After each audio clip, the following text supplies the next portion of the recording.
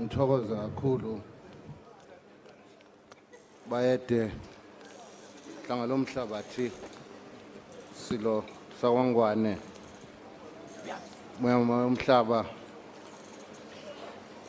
Ndlovukazi Mhlekazi Ndlovu enkulu Ndunankulu wesizwe sakwangwane ngokohlelo lomndeni amakhosikati abazabami abantu abenkosi abazalwa ingonyama ephilayo ngithokoze kakhulu ngibingelele komalume bonke bami ikakhulukazi nakomama bami abangodadewabo kamntana enkosi umama Indlovukazi yakwaZulu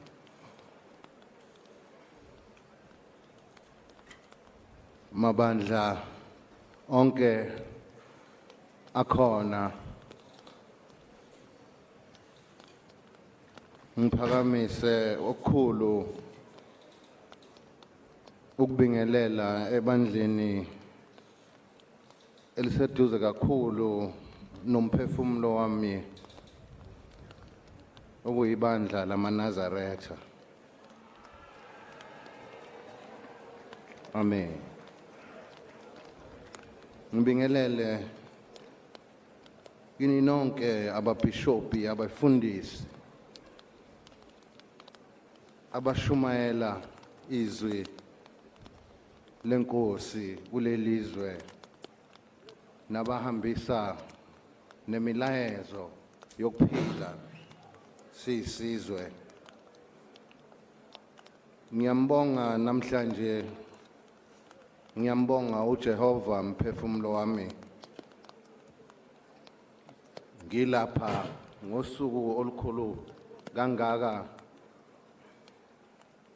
ngoba sike sashizolo sisesigodlweni sasenkabezweni ukuba ngibone kuyinto efanele ukuba ngizoba ngapha eSwatini ukuzobungaza nokuthokoza nokukhonza uNkulunkulu ku Good Friday wami oqala kade ngena esihlalweni sikaZulu ukuthi ngibe kanye nani kulolu suku lanamhlanje. Ngithokoza futhi ngibonga kakhulu bengikade ngilungise uhlelo lwenkulumo kodwa ngithe sengihlezi lapha ngoba kade ngilapha nje wakhona uNkulunkulu angikhanyisela khona njengenkosi yesizwe esikhulu kangaka esizinze entshonalanga neSouth Africa KwaZulu-Natal. Namhlanje kube usuku oluyintokozo kakhulu ngoba iningi lethu silapha namhlanje sizokhumbula ukuthi usuku la khona ngangena ukuthi ngigcotshwe ngokohlelo lobukhosi. Inkulumo yami yangalolo suku ngasho ngathi isizwe esikhulu kangaka nesinamandla futhi kangaka iAfrika yonke kangeke ngikwazi ukuba ngisihole ngaphandle kaNkulunkulu. Ngalokho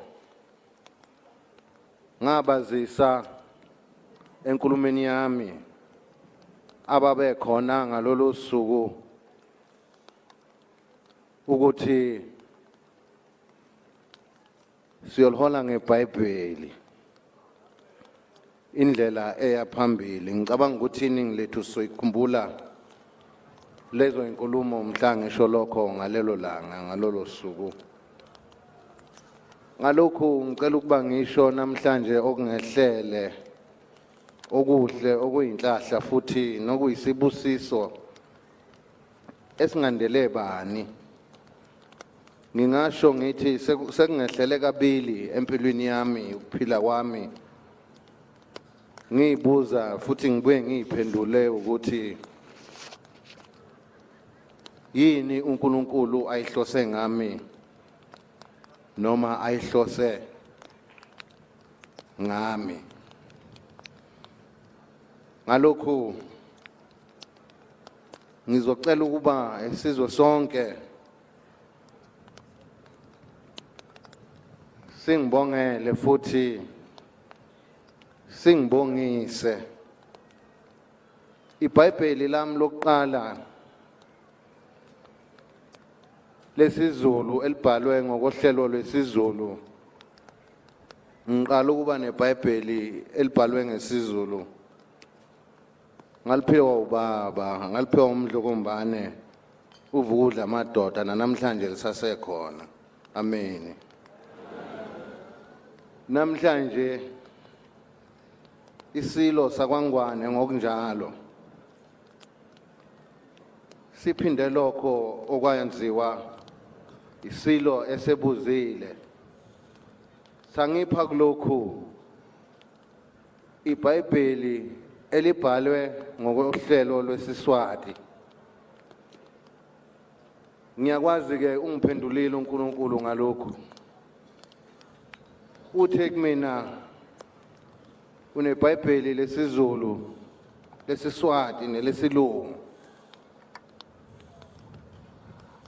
Angikwazi ukumbalekela. Kwafika futhi igama elithi ngoba iSilo sakwaNgwane singiphe lesisipho esikhulu kangaka nesiyisibusiso. Kwasho kimi ukuthi isono esiyongiqhelisa kuleli Bhayibheli, kodwa futhi leli Bhayibheli iSilo esingiphe lona namhlanje esingibusise ngalo la ngiyoqhela khona esonweni. Ngalokhu ngiyacela bakwethu nisizwe ngingayibongeli mina. Ngizocela kuNdunankulu ukuthi angibongele kakhulu ngokohlelo lwalapha eSwatini. Nkosi.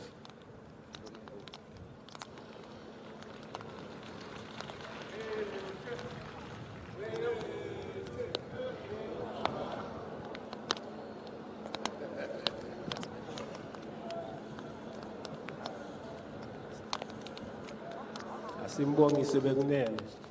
Bayethe. Wena waphakathi. Wena ongangezindaba. Bayethe. Siyathokoza kakhulu uNkulunkulu. Lesi sibusiso ngithokoza kakhulu. Ngizosithatha njengesibusiso esisuka kumaSwati siya kwaZulu esizweni samaZulu. Ngalokhu ngibongela isizwe sakithi sonkana ngalesi sibusiso. Ngenxa yokuhamba kwesikhathi bengithi ngizokhuluma nami ngibeke amagama ambalwa namavesi athile, kodwa lesi sipho engithe ngasithola namhlanje sisho likhulu ngoba sengithathe isikhathi eside ngibonga lesi sipho esiyisibusiso nesokuphila. Kodwa ngicela ukuba nginishiye ngingakaphothuli inkulumo yami nevesi, ngoba nibona nje amakhosi amathathu ephambi kwenu leli vesi liyokhuluma nani niyisizwe liphinde likhulume nathi singamakhosi. Ngoba nathi singamakhosi siyahlonipha isizwe, kanjalo nesizwe siyafisa ukuba izwe lesihloniphe. Ngalokhu umphako enginishiya nawo incwadi yamahubo esibili kusuka ku6 kuya ku11. Ngiyafisa ngathi ngakhona ongangifundela le ncwadi, incwadi yamahubo kusuka ku2 kuya ku11, kusuka ku6 kuya ku11, incwadi yamahubo 2.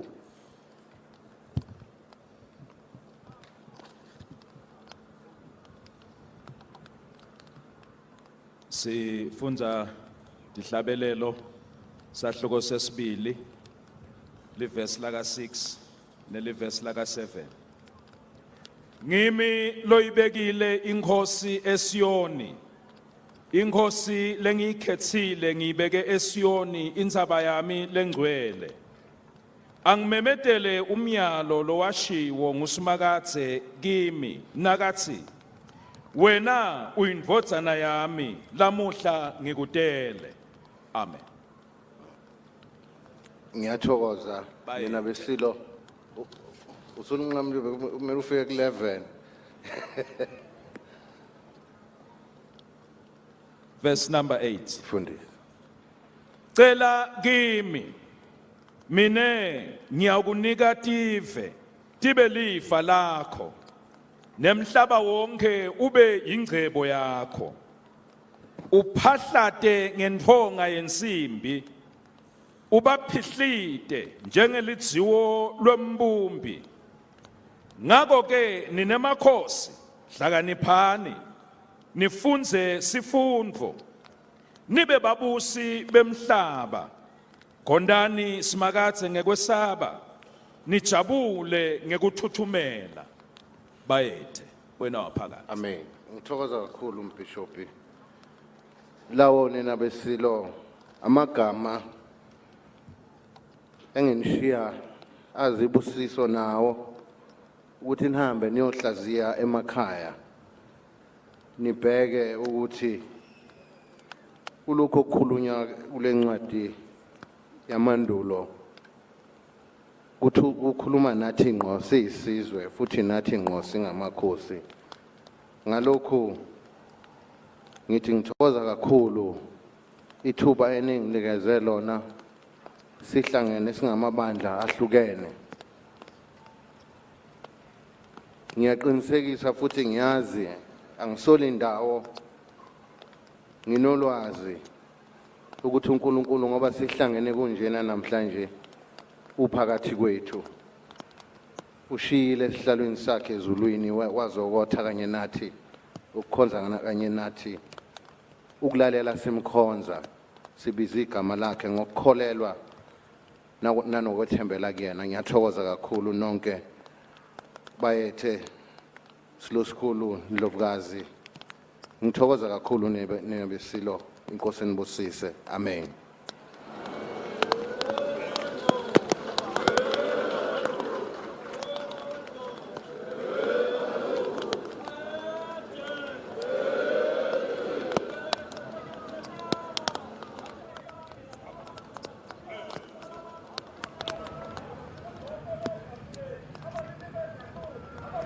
Bayethe